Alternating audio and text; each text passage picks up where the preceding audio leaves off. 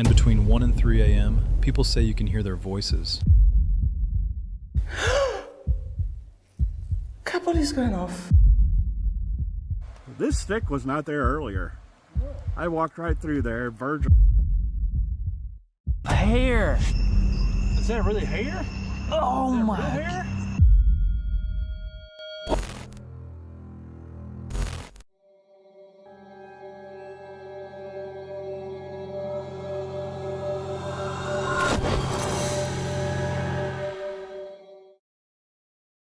The first video tonight comes from Pasha Brill, a solo adventure and exploration creator, known for traveling alone into remote, historically significant, and abandoned locations.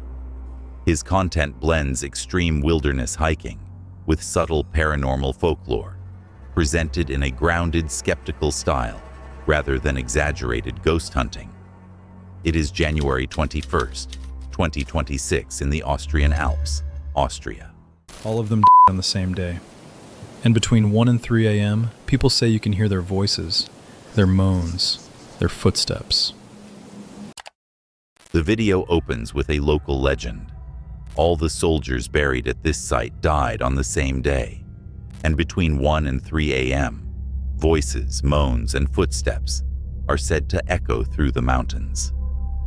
He begins his journey at sunset, heading toward an abandoned First World War Austrian military cemetery, located roughly 14 miles from the nearest civilization. The route takes him through deep forest, with no marked trails and no mobile signal. The region is known to contain wolves and bears, adding a realistic layer of environmental risk before he even reaches the site.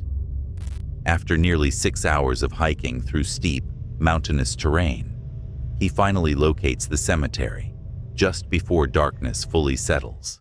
And right now, in this pitch-black forest, completely alone, surrounded by graves, every rustle feels like something moving, watching. I know it's probably just in my head, but that doesn't make it any less terrifying.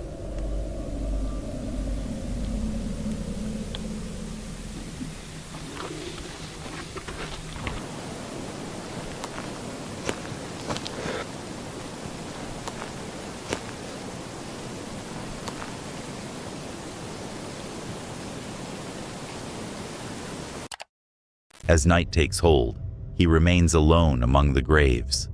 The forest becomes pitch black, beyond the reach of his light. Every natural sound, shifting wind, distant cracks, subtle movement in brush, feels amplified. He openly acknowledges that much of the tension may be psychological, but the isolation combined with violent historical context creates an intensely oppressive atmosphere.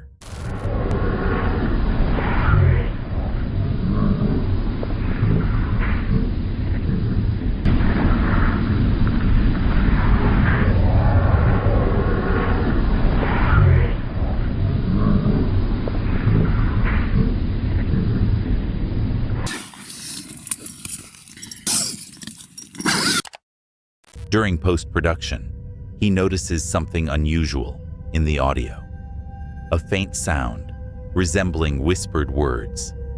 It was not clearly acknowledged at the time of recording, but becomes noticeable during editing. The source is not visually confirmed, and no figure appears on camera. There are no captured apparitions or visible anomalies. The tension is carried almost entirely by environment, history, and the subtle audio irregularity. At sunrise, he immediately leaves the cemetery. There is no lingering investigation. He walks away without hesitation, prioritizing distance from the site. This investigation relies on atmosphere rather than spectacle. A remote mountain cemetery, a violent wartime history, total isolation, and one subtle audio anomaly form the core of the experience. No definitive paranormal evidence is presented.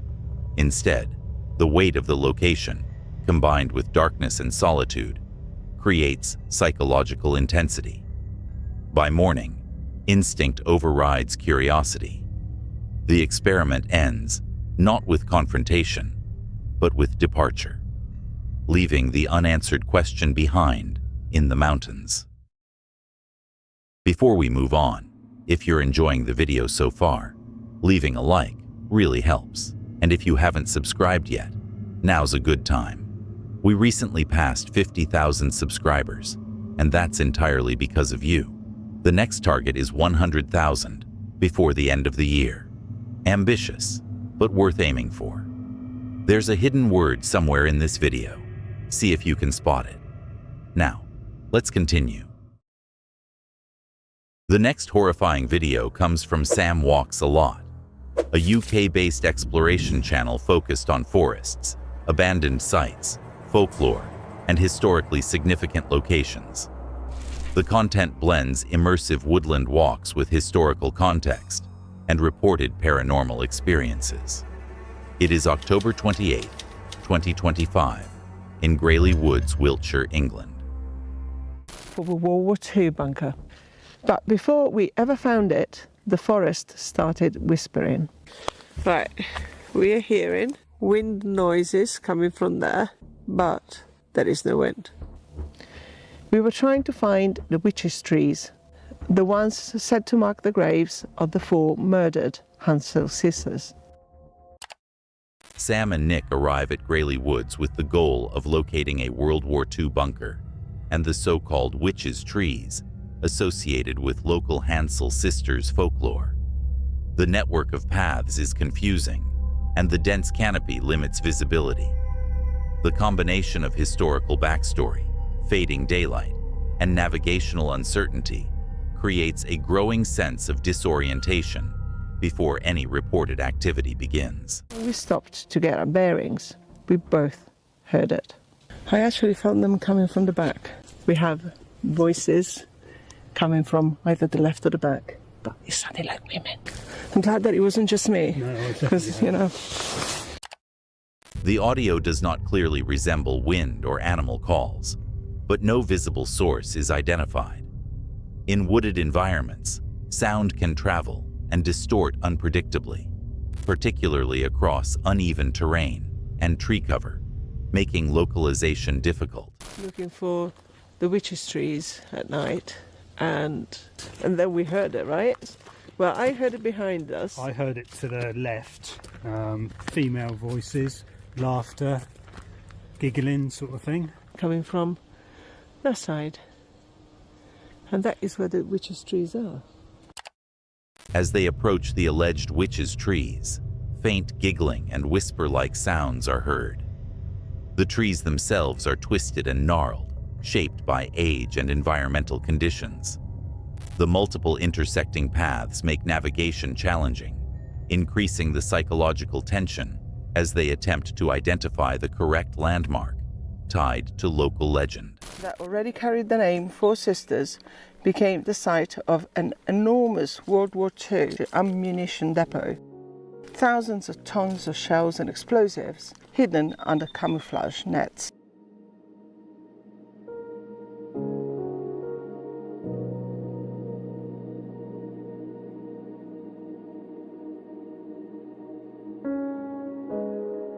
Soldiers worked here in silence. No lights, no shouting, everything done under the cover of darkness. And somewhere in the middle of it all were the bunkers, small concrete shelters called Stanton shelters.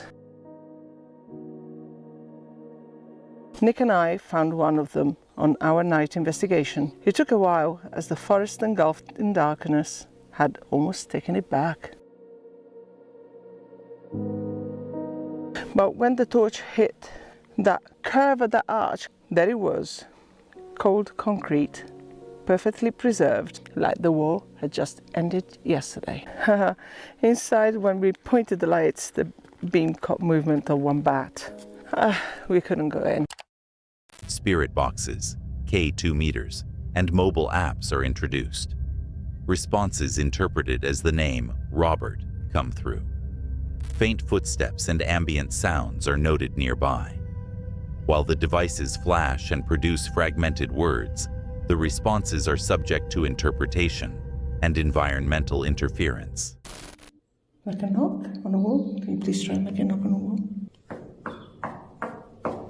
Can you make something like this?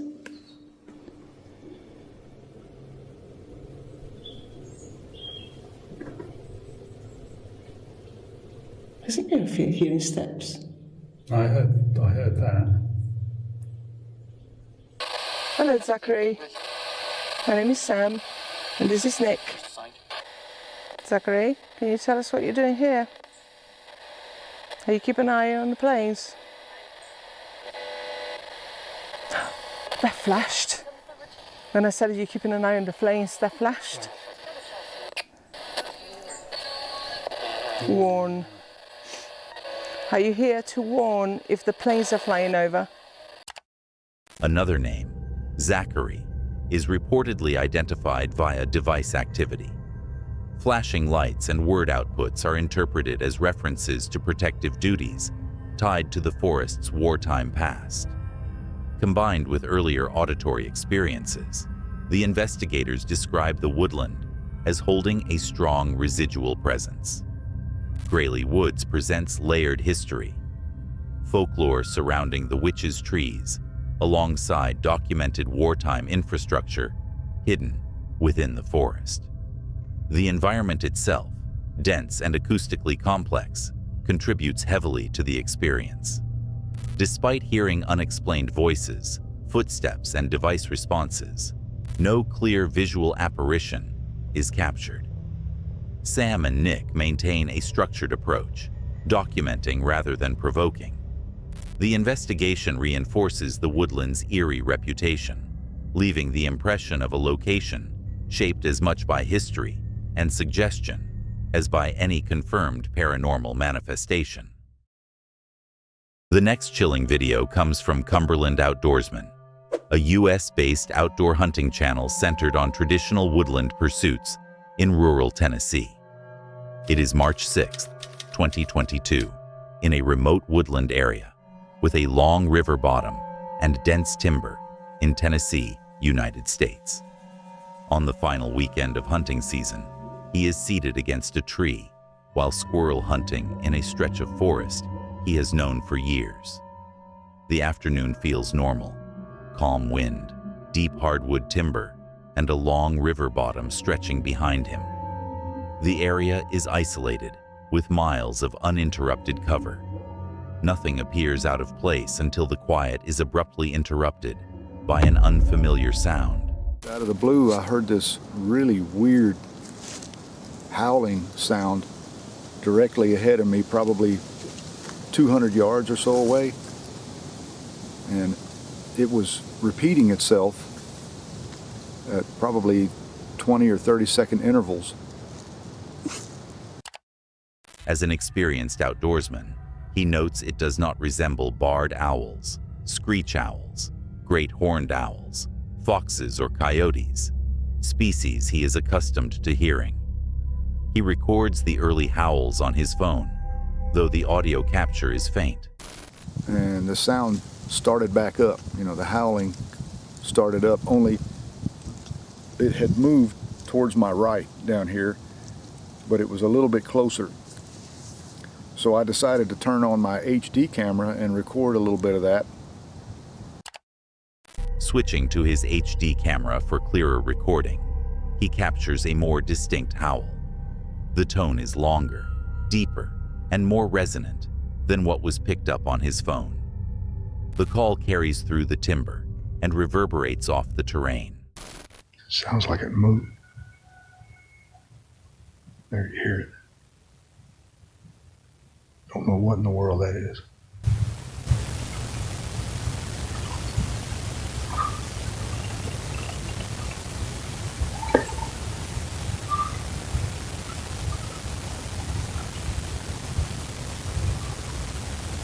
Sounds weird. I don't know what. I thought it was a coyote, but I'm not real sure. You can hear it. The clearest howl of the encounter is recorded. The sound appears to move gradually up the ridge to his right, suggesting a slow approach or repositioning. Despite scanning through the timber, he never visually confirms a source.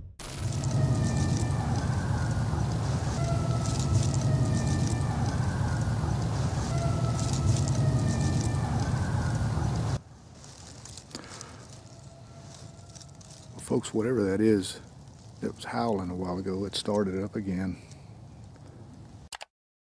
As darkness deepens and wind begins picking up, he decides to leave the area rather than remain seated. He makes no dramatic claims about the source of the sound. Instead, he states plainly that in all his years hunting these woods, he has never heard anything quite like it. He hikes roughly a mile back to his truck in near-dark conditions. A week later, he returns to the same location while turkey scouting and shares the footage with viewers, asking if anyone recognizes the vocalization. No visual sighting is ever made, only repeated howls in a remote Tennessee woodland, shifting position, responding to coyotes, and gradually drawing closer before falling silent. The next shocking video of the night comes from Signs and Signals, a US-based paranormal investigation channel exploring historic, abandoned, and reportedly haunted locations. Their investigations feature immersive, real-time footage using night vision, full-spectrum cameras, and EVP-style apps to document unusual sounds and environmental anomalies. It is October 13th, 2021, at the Chapel of Ease, Ladies Island, Beaufort, South Carolina, United States. The team arrives at the historic Chapel of Ease and its surrounding graveyard. Large oak trees draped in Spanish moss frame the site, and shell-covered structures reflect the chapel's age. Equipment is set up as they discuss the location's history and haunted reputation. So yeah, there might be some scuffed audio, but hey, so we heard this place is haunted, so we're coming out here and checking it out since, you know, we're out in the area. So let's get to it. All right, so since we're over here on this side, let's go ahead and check out this old tomb they got over here. That's what I'm guessing this is. That's what it looks like to me. This gate looks like it's fairly new, though. Yeah. A large centipede suddenly appears above one investigator's head, causing immediate panic. The moment is entirely natural, but sharply raises adrenaline levels, reminding viewers that wildlife and insects are real hazards in historic, humid environments like this one. All right, this is the chapel, guys. So go ahead. So, I think we saw on the website talking about this place that part of it fell down and they had to like put it back up. Or that might be the other one. It's one of the. It's either this one or the one we're going to after this. I'm about to say all this seems like it's wasn't put back up. Dave. What? Oh my God, dude! What the was that, dude? Oh my God, it stinks like shit over here. It sounds like some. Oh my God, that's instant. Oh. Dude, come on with that. That is so bad. The gas demons, man. Tree roots have visibly displaced sections of graves, and mushrooms with spiders underneath add to the unsettling visuals. Much of the atmosphere stems from decay and natural overgrowth, reclaiming the structure. Are you here with us now? Yes or no? God, I just did it again.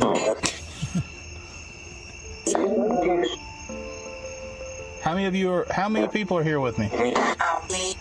Me. You and who else?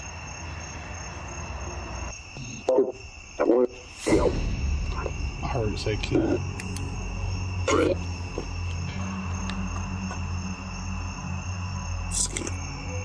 What?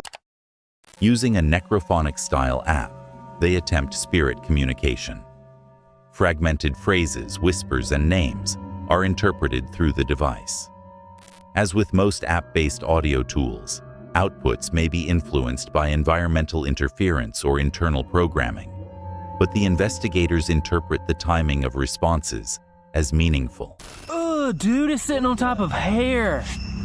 Is that really hair? Oh my. Real hair? Or is that a weave? I don't know. Oh my God. I really don't want to touch it though. Dude. is a candle sitting on top of hair. I guess they didn't. Near a small fenced grave, what sounds like a childlike voice is captured. Several candles are found placed on graves, including one positioned on what appears to be hair or a weave left behind.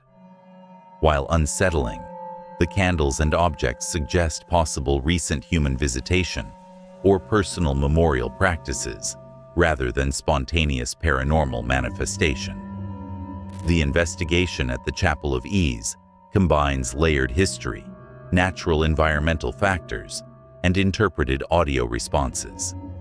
Background traffic, wildlife, and app-based communication methods complicate definitive conclusions. No visual apparition is captured. The strongest elements of the night involve interpreted EVP responses, environmental sensations, and the discovery of recently placed objects. The team leaves respectfully, acknowledging the location's atmosphere and historical weight.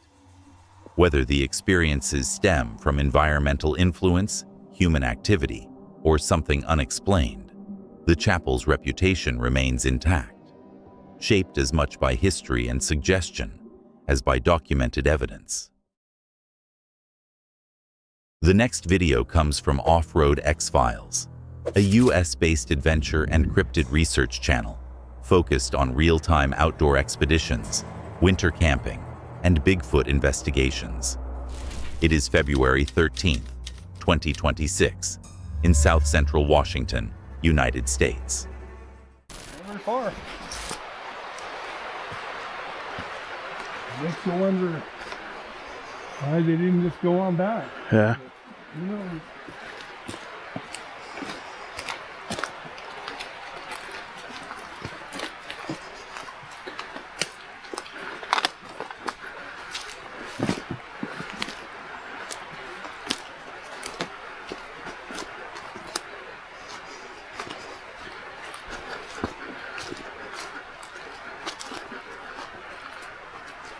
it really wasn't much different than a day like this. It just had just a little skip of snow on the ground. Yeah. So, you know. So, yeah, let's do. So hey, Jimmy, here's a cedar tree for you. This is an Wow. old oldie right here. That's an old one. That's an oldie. That's for sure. Holy cow. We were sitting out here, that stick was not stuck in the ground there. We walked down right down through here earlier to the river. I just came out here and took a whiz. Yeah. And I was like, wait a second. This is not. Yeah. How far down is it? I don't know, but it's. Come here and look at this. Hold on. Later in the evening, a stick is discovered embedded several inches into the ground near the campsite. The team state that neither of them placed it there. The timing, appearing sometime between roughly 9:30 and 10 p.m., raises questions. However, no accompanying footprints or ground disturbance are documented. In frozen or compacted soil, objects can sometimes be forced upright by environmental factors or previous unnoticed placement, but the sudden discovery increases tension. Okay, so last night, we're up here at the base of Monster Mountain here in South Central Washington. Last night, me and Jimmy pulled in. I had parked my trailer right here. Jimmy is parked right over here, just to the right side of me. My truck is right here in the middle. When we got here, me and Jimmy had walked around, kind of looked around. We had went down this trail to the river over here.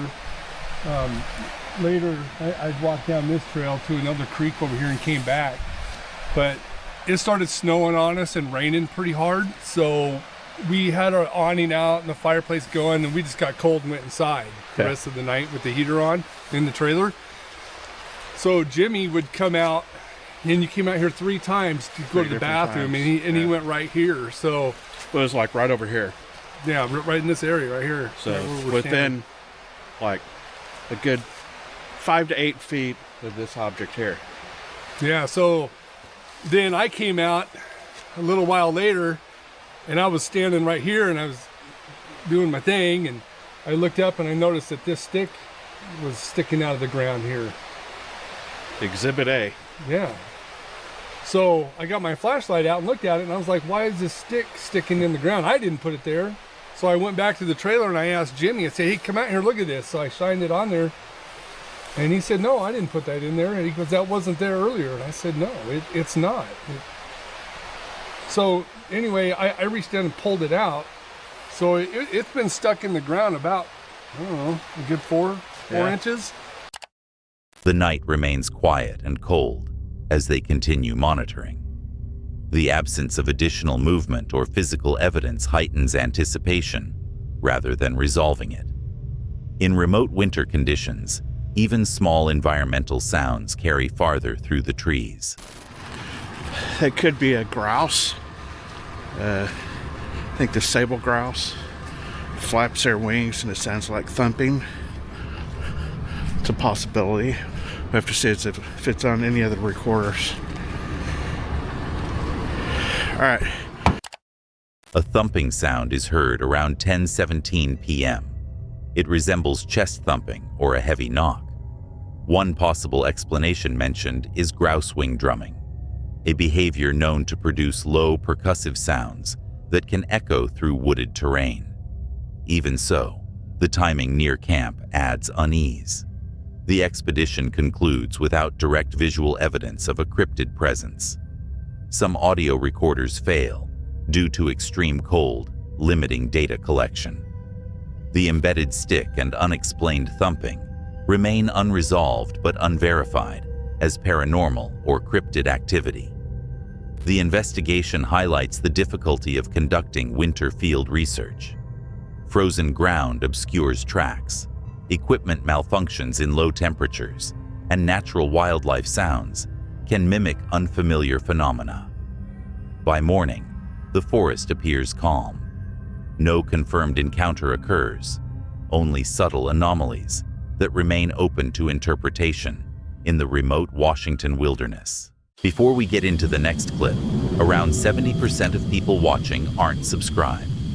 We're working toward 100,000 subscribers by the end of the year. And if you're enjoying the video, hitting subscribe really does help.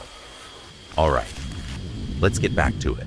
The last video of the night comes from Ectoplasm Explorers, a California-based paranormal investigation duo focused on real-time exploration of remote outdoor locations.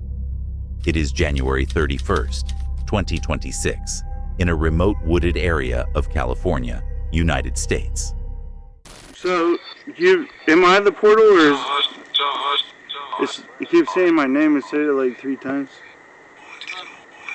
Maybe someone's trying to talk to you. Are you? I'm open to communicate with you.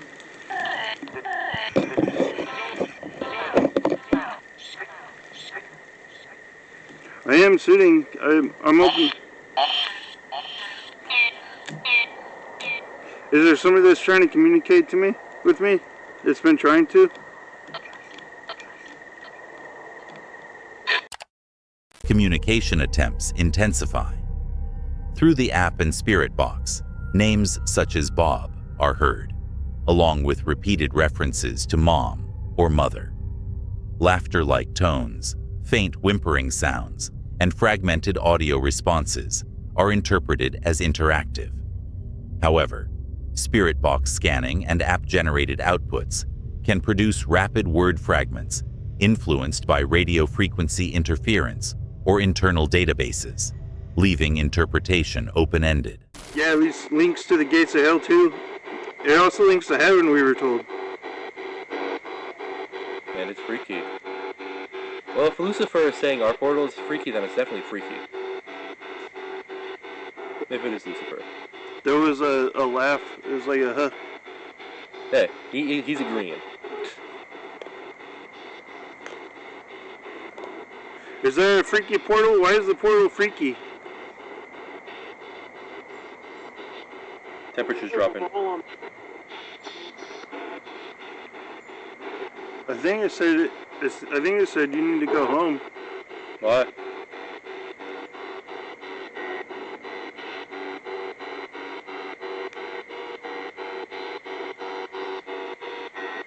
Do we need to leave this spot?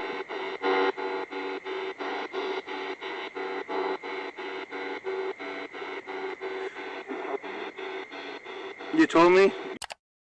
They observe a temperature increase from the low 70s into the mid 70s and above. The app outputs warnings, implying they should leave.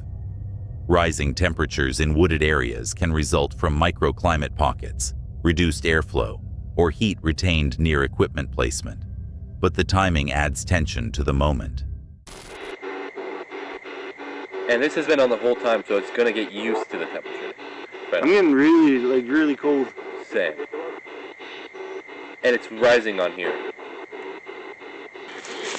Because I couldn't tell what I saw, but what did you see? I could have swore it was like a rat that went down in there, but there's nowhere for a rat to go. Yeah. I saw like a little black ball jump.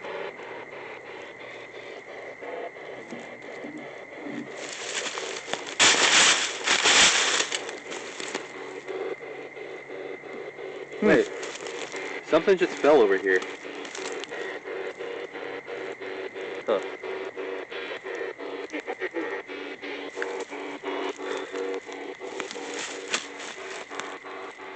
Don't know what that was. Power. It was power. Oh. Thanks for showing us. Hopefully that was caught on camera. Because I looked away and I looked back, there's like a little black thing that jumped up and landed in the ground. It was too big for it to disappear. Yeah. A male-sounding voice references a war in the South. Chainsaw-like noises, laughter tones, and whimpering sounds continue intermittently. Remote wooded areas can carry distant mechanical sounds surprisingly far, particularly in still night air, complicating source identification. The investigation is characterized by layered stimuli, app-generated phrases, temperature fluctuations, reported tactile sensations, insect activity, distant mechanical sounds, and shadow movement in low light. No clear visual apparition is definitively captured. The strongest elements remain interpretive audio responses and environmental readings that coincide with questioning. Josh and Johnny document the session in real time, leaving with the impression that the location is highly reactive. Whether the activity stems from environmental variables, equipment behavior, psychological influence, or something unexplained, the wooded site remains ambiguous, a place defined as much by perception and expectation as by measurable evidence. We appreciate you for watching. If these creepy encounters gave you chills, hit that like button and subscribe so you don't miss the next drop. There's always another mystery waiting just around the corner.